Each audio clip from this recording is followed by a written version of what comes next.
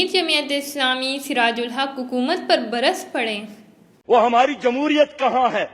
ورنہ اگر یہاں جمہوریت ہوتی اسپیکر صاحب تو میں آپ سے پوچھنا چاہتا ہوں کہ کیوں ہمارے شہروں میں ہمارے بچے گندگی کے ڈھیر میں رزق تلاش کرنے پر مجبور ہے؟ کیوں کچھ بڑوں کے کتے روز مکھن کھاتے ہیں؟ کیوں لوگ خودکشی کرنے پر مجبور ہے؟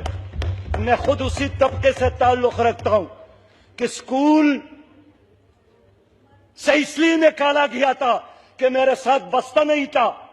کالج کے زمانے میں جب میرے دوست مری اور بٹاباد سیر کے لیے جاتے تھے تو میں مزدوری کرنے کے لیے جاتا تھا۔ آج اس ایوانی بالا میں موجود ہوں۔ ہر رات میرے ساتھ یہ فکر ہے کہ کون سا نظام، وہ کون سا طریقہ اپنایا جائے۔ ظاہر ہے میرے یہ خواب آپ لوگوں کے تعاون کے بغیر مکمل نہیں ہو سکتے۔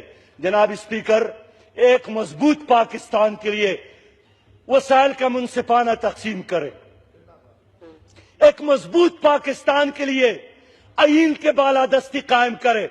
مجھے شرم آتی ہے کہ جس گاڑی پر جھنڈا ہو پاکستان کا، جس گاڑی پر جھنڈا ہو پاکستان کا، اس میں کوئی وی آئی پی بیٹا ہو، وہ میرے چوک میں میری سرخ بتی کا احترام نہیں کرتا ہے۔